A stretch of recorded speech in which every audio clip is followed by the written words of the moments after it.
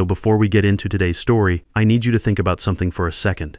What would you do if your boss walked into your office and told you to train someone to do your job, knowing full well they were about to fire you?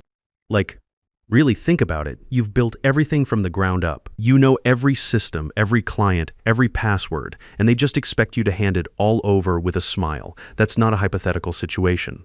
That actually happened to me. And honestly, the way I handled it is probably the most satisfying thing you'll hear all week. My name is Bobby Mitchell. I'm 47 years old, and this is exactly how it went down. Picture this moment. It's 8:47 a.m., Thursday, November 15th, 2024. I walk into the main conference room at TechFlow Solutions, this mid-sized logistics consulting firm in Austin, where I've been working since I got out of the Navy in 2002. There's my boss, Scott Williams, sitting there with someone I've never seen before. Young guy, maybe late 20s, Navy suit, leather portfolio, the kind of eager expression that screams recent MBA graduate. Scott's got this look on his face. Not guilty exactly, more like uncomfortable. He clears his throat and says, "Bobby, thanks for coming in. This is Alex Rivera. He's going to be joining our operations team, and I'd like you to spend the next few weeks getting him up to speed on your systems." I remember just standing there for a second, coffee cup in hand, processing what I just heard. Up to speed on my systems. Not working alongside me, not supporting the team, my systems. I set my coffee down slowly on the table. The mug made that small clink sound against the glass. What exactly does that mean? My voice was calmer than I felt. Alex, bless him, had no idea what he'd walked into. Extends his hand with this big smile. "Really excited to learn from you, Bobby. Scott told me you're the best in the business." I shook his hand. Professional, polite. Then I looked at Scott and waited. "Let's talk in my office," Scott said. "Alex, give us a minute." And that's when I knew immediately. After 16 years, 7 months, and 11 days at TechFlow Solutions, they were going to fire me. The only question was when. Here's where it gets interesting, though. Let me back up and give you some context, because this is important. I started at TechFlow in March 2008, fresh out of the Navy, looking for stability. Took a mid-level position as an operations coordinator. I'd spent 6 years in the Navy, logistics specialist, learned everything about supply chain management the hard way. Desert Storm, then later Iraq. You learn real fast how to keep things running when lives depend on it. The company back then had maybe 180 employees, 29 active clients, and was doing about $14 million in annual revenue. Nothing spectacular, but solid. My job was simple. Manage logistics operations, make sure supply chains stayed optimized, keep deliveries on time. Within 18 months, I'd restructured our entire tracking system. Built it myself, actually. Taught myself Python and SQL on weekends, spending hours in my garage with my laptop, energy drinks, and determination. Called it LogiTrack. Before that system, we were using Excel spreadsheets and email chains. It was complete chaos. Now this is the part they didn't see coming. After I implemented LogiTrack, our operational efficiency jumped from 73% to 96% in 2 years. We went from constantly scrambling to meet deadlines to having clients call us asking how we made their deliveries so predictable. By 2015, I was managing 47 major supply chains personally. My operations were generating $52 million in annual revenue. Not bad for a guy making $89,000 a year. They promoted me to Senior Operations Director in 2017. Gave me a team of 6 people, bumped my salary to $142,000. I trained every single person who came through that department. I wrote the standard operating procedures. I created the client onboarding templates. When new clients asked who'd be managing their logistics, Scott would walk them directly to my desk. But here's what they didn't know though, and this is where my Navy training really paid off. The entire LogiTrack system, I'd built it on my personal AWS account. Used my own credit card for the hosting fees for the first 4 years until I finally convinced finance to reimburse me. The intellectual property clause in my employment contract had one key detail that I'd negotiated back in 2009, Section 9, Paragraph C.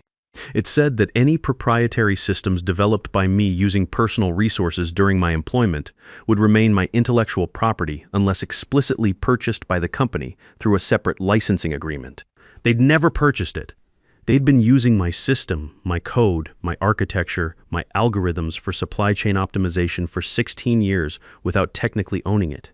And I had the documentation to prove it, every git commit, every AWS invoice with my name on it, every email where I'd mentioned that I was developing this independently. I never planned to use it as leverage. Honestly, I loved that job. I loved my team, I loved solving problems and making things run smoother.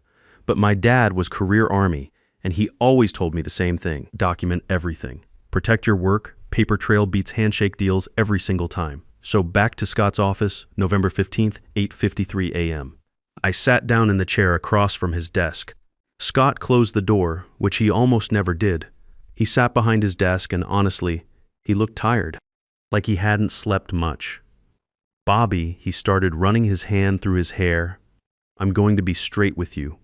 Morrison Capital Partners bought us in June.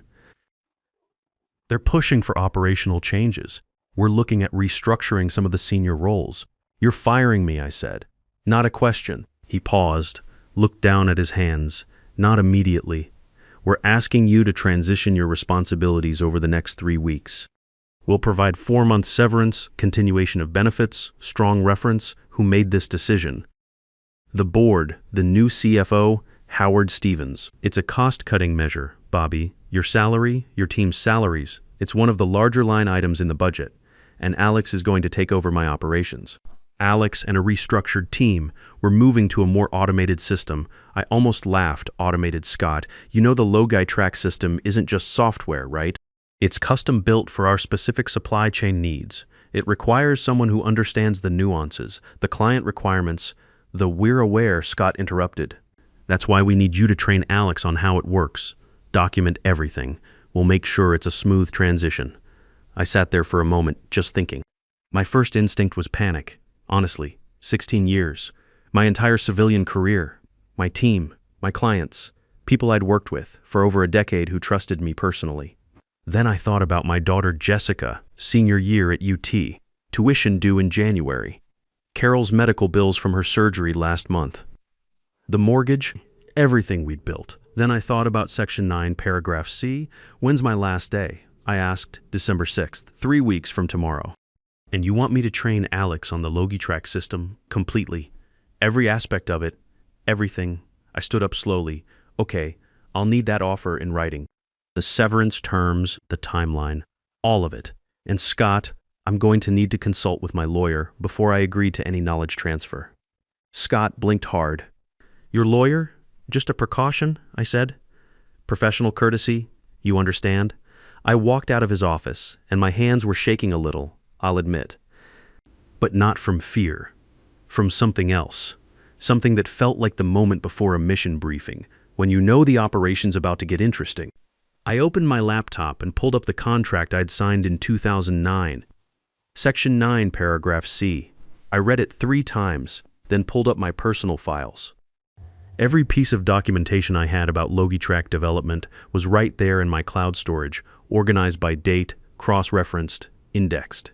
16 years of Navy-style record keeping. Then I called my lawyer. Her name was Patricia Coleman. We'd met at a veterans networking event in 2019. Stayed in touch, grabbed coffee maybe twice a year. She specialized in employment law and veterans' rights. Had her own practice downtown. I left her a voicemail at 9:07 a.m. "Pat, it's Bobby Mitchell. I need to talk to you ASAP. I think I'm being fired and there's a contract issue you need to see." She called me back at 9:34 a.m. I was still sitting at my desk, watching Alex get a tour of the office through the glass walls of the conference room. "Bobby, what's going on?" I told her everything. The meeting, the training request, the timeline. When I got to the part about the Logitrack system in Section 9C, she went quiet for about 10 seconds. "Bobby, tell me you have documentation," she said finally. "Every Git commit since 2008, every AWS invoice, every email where I mentioned building it independently. It's all in a folder on my personal cloud drive. Timestamps, version histories, the works. Send it to me right now, and Bobby, don't sign anything. Don't agree to train anyone on that system. Not yet. They're expecting me to start tomorrow. Tell them you need a few days to organize your documentation. Stall. I need to review this contract thoroughly. Let me tell you what happened next." I spent the rest of that Thursday organizing files, pulling together every piece of evidence that proved I'd built the Logitrack system independently.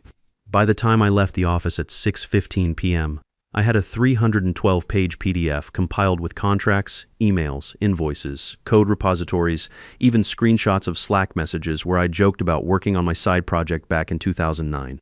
The documentation was thorough, military thorough. Every AWS bill from my personal account. Every weekend I'd logged into the system from my home IP address. Every email where I'd mentioned needing to work on the tracking system during my off hours. Screenshots of my GitHub repository showing commit timestamps at 11 p.m., 2 a.m., weekends.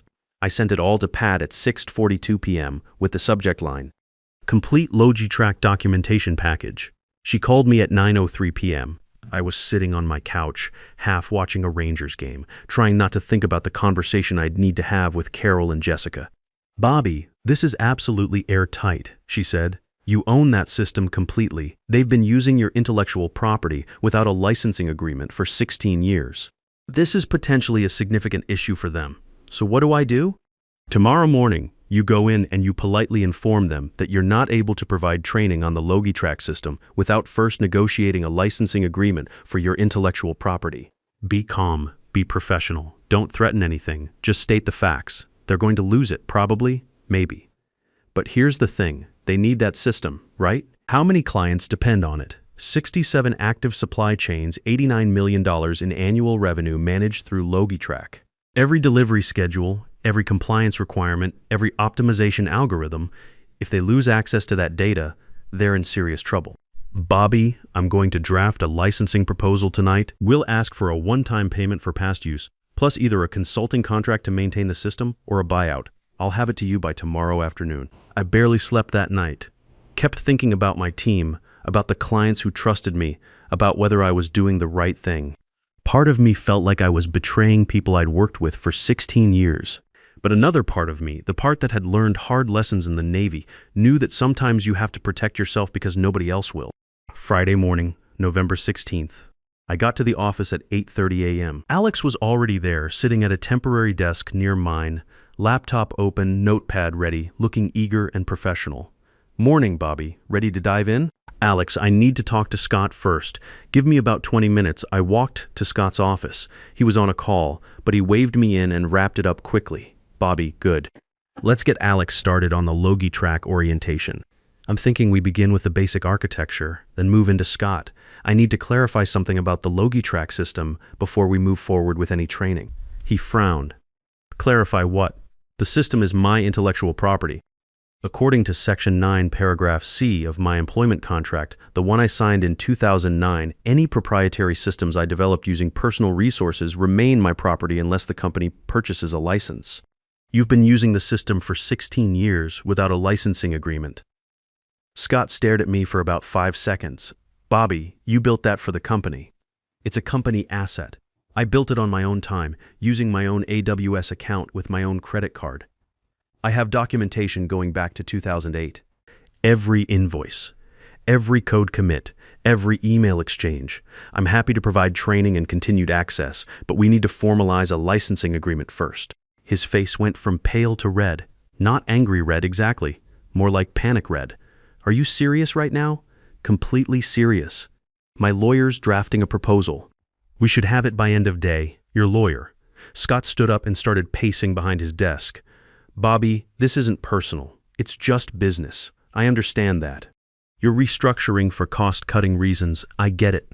But if you want access to my system, we need to do this properly." He stopped pacing. "I need to call our counsel. Don't talk to Alex yet. Don't touch anything on that database." "I won't," I said. "But Scott, the database is running on my personal AWS account. I'm not going to shut it down or anything dramatic like that. I'm just saying we need an agreement before I transfer knowledge or access." I left his office and went back to my desk. Alex looked confused when he saw me. "Everything okay?" he asked. "Yeah, just some administrative stuff to sort out. Why don't you spend today reviewing our client files, the public-facing stuff? I'll get you access to the internal systems once we clear up some paperwork." Now, this is where things started moving fast. At 11:47 a.m., my phone buzzed. Email from Scott. Subject line, "Meeting 2 p.m. today." The email was short. "Bobby, please attend a meeting at 2 p.m. with myself, our outside counsel Linda Foster, and CFO Howard Stevens to discuss the Logitrack licensing matter. I forwarded it to Pat immediately. She called me 3 minutes later. "Don't go in there without me," she said. "I'm driving down from Dallas. I can be there by 1:30 p.m. You don't have to drive all the way down here for Bobby. Tell them your legal counsel will be joining. This is important. Do not attend that meeting without me present." I replied to Scott's email at 11:55 a.m. "I'll be there. My attorney Patricia Coleman will be attending as well." Looking forward to a productive conversation, his response came at 12:03 p.m. "That's fine." The afternoon moved in slow motion. I tried to work, answered some client emails, reviewed a project timeline, but I couldn't focus. Alex kept glancing at me, clearly sensing something was wrong, but not knowing what to ask. Around 1 p.m., I saw Scott and Howard Stevens talking in low voices in Scott's office, both of them looking tense. At 1:38 p.m., Pat walked into the office. Navy suit, leather briefcase, the kind of presence that immediately commands respect. I met her at reception, and we went to a small huddle room to prep. "Here's the proposal," she said, sliding a bound document across the table. "We're asking for $2.8 million. That's $800,000 for past use. Essentially a retroactive licensing fee covering 16 years and $2 million to purchase the intellectual property outright, which includes full transfer of code, documentation, and architecture." "That's a lot of money, Pat. Bobby, they're generating $89 million annually from clients managed through your system. If they lose that database, they lose those clients. $2.8 million is actually conservative, but we're being reasonable." At 2 p.m. exactly, we walked into conference room B. Scott was there, so was Howard Stevens, the CFO I'd met exactly twice since Morrison Capital Partners took over. Mid-50s gray suit, wire-rimmed glasses, the kind of guy who looked at every conversation like a balance sheet. And Linda Foster, their outside counsel. Sharp eyes, no nonsense, probably cost $500 an hour. We sat down, the energy in the room was tense. Linda spoke first. "Mr. Mitchell. Coleman, thank you for joining us. We've reviewed the employment contract in question, specifically Section 9, Paragraph C. We'd like to discuss a resolution." Pat slid the proposal across the table. "We're proposing a full buyout of the LogiTrack intellectual property for $2.8 million, which includes a detailed breakdown of past use compensation and current fair market value. All terms are outlined in this document." Howard picked up the proposal, and I watched his face carefully. He didn't react much at first, but I could see his jaw tighten as he flipped through the pages. There were 12 pages total, itemized, detailed, professional. He read for about 3 minutes, then set it down. "This is excessive," he said flatly. "It's fair market value," Pat replied calmly. "The system manages $89 in client operations. Loss of access would be catastrophic for operational continuity and client retention." "We're open to negotiation," Pat continued, "but the baseline is non-negotiable. TechFlow has been using Mr. Mitchell's proprietary system without license for 16 years. Linda leaned forward. "Let's say hypothetically we disagree with your interpretation of Section 9C. What happens then? Then we go to court," Pat said simply. "And in the meantime, Mr. Mitchell is under no obligation to provide access to his system, which means your operations would be severely compromised within days." "You'd hold the company hostage," Howard interrupted, his voice rising slightly. "No," I said, speaking for the first time since we'd sat down. My voice was steady. "I'd protect my intellectual property. There's a difference." Scott looked at me like he didn't recognize me. "Bobby, after everything we've done for you." "You are firing me, Scott," I said. "You asked me to train my replacement. I'm not being vindictive. I'm being professional. If you want to buy the system, let's negotiate. If you don't, then I guess we'll figure out what happens next." The room went quiet for maybe 15 seconds, but it felt like 5 minutes. Linda looked at Howard. Howard looked at Scott. I could see them doing mental calculations, trying to figure out their exposure, their options. Then Linda said, "We need to discuss this internally. Can you give us until Monday?" "Of course," Pat said. "We'll await your response." We stood up to leave. As we walked out, I heard Howard mutter something to Scott about "should have seen this coming," but I couldn't make out all the words. The tone, though, was not good. Pat and I grabbed coffee at a place 2 blocks from the office. She was actually smiling. "That went well," she said. "Did it?" They looked furious. "They're panicking, Bobby. That's different. They know you're right. They're just trying to figure out how to minimize damage." "What do you think they'll offer?" "Less than $208 million. Maybe $1.5 to $2 million. But here's the thing. They'll offer. They have to. Without that system, their operations collapse within a week. That weekend was brutal. I told Carol everything over dinner Friday night. She was quiet for a long time, then reached across the table and squeezed my hand. "You did the right thing," she said. "Your dad would be proud." Jessica called Saturday morning from campus. Carol had filled her in. "Dad, are you really going to get that much money? Maybe, sweetheart, we'll see. Either way, I'm proud of you for standing up for yourself." By Sunday night, I was convinced I'd made a huge mistake, that I'd burned my entire career over a technicality. That come Monday, they'd call my bluff, and I'd be out of a job with no system to sell. Monday morning, November 19th, 8:47 a.m., email from Linda Foster, subject line, "Revised proposal." I opened it with shaking hands. The email was formal, professional. TechFlow Solutions was prepared to offer a one-time payment of $1.6 million for the full transfer of LogiTrack intellectual property, including all code, documentation, and architecture.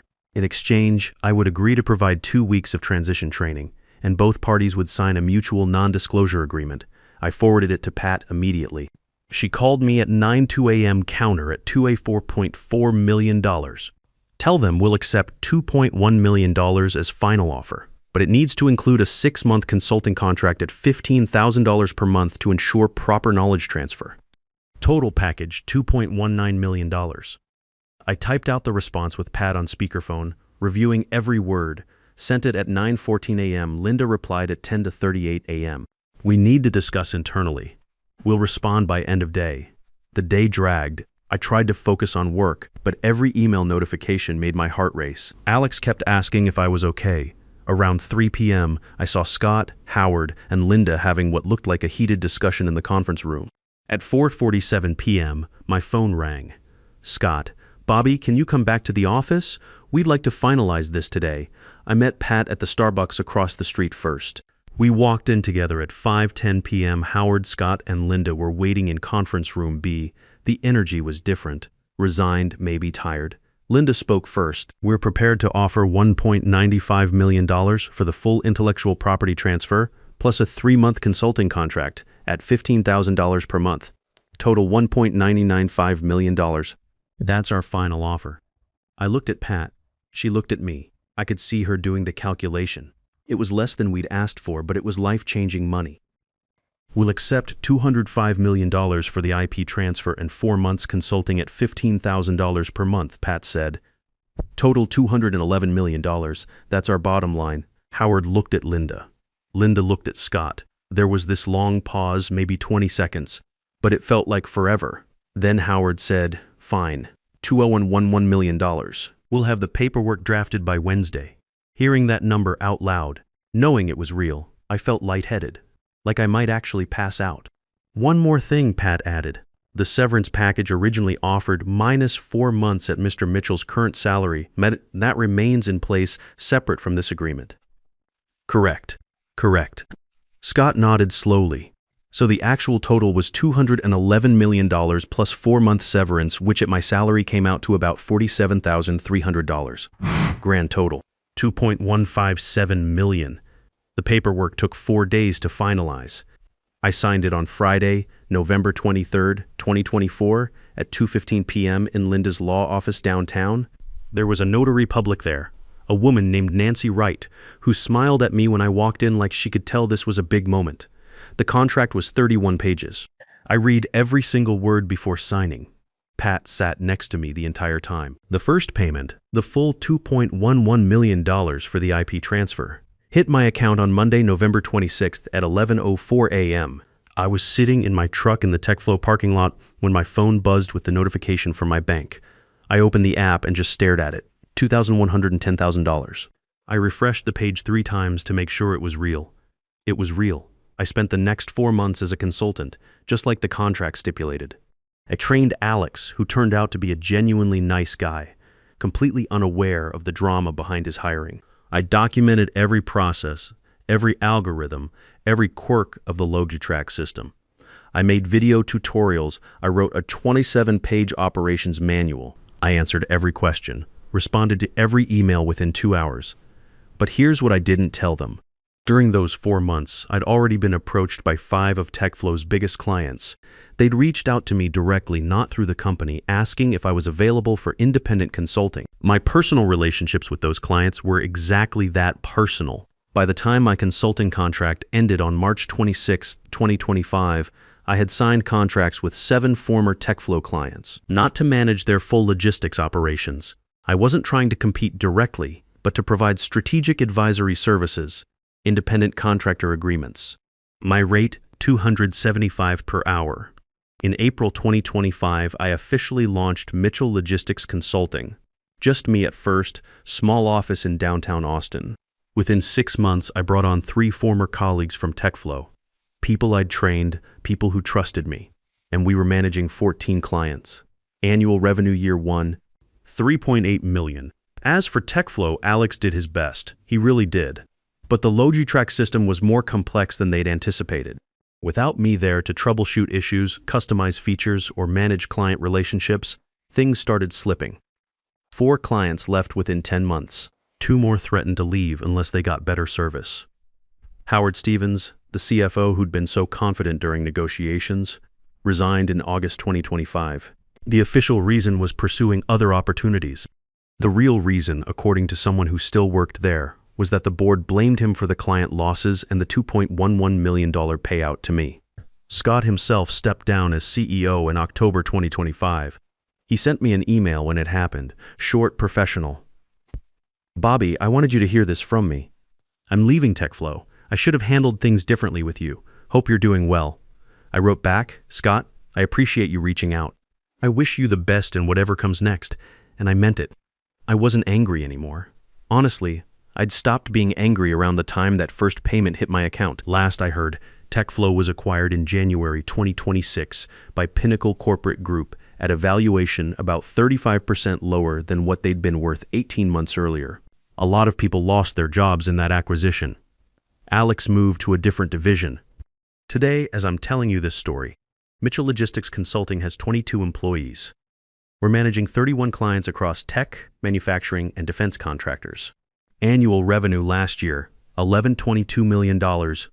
I still use a version of Logitrack, heavily upgraded and properly funded now.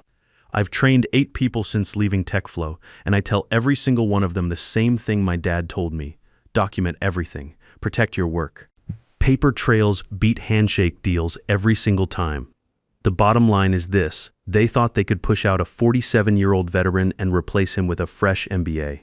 What they didn't count on was that this old sailor had learned a thing or two about preparation and strategy. Sometimes the best revenge isn't getting mad, it's getting paid. $2.11 million paid, to be exact. Document everything, protect your work, and never let anyone convince you that loyalty is a one-way street. Companies will replace you without hesitation, but they can't replace what you've built if you've been smart enough to protect it.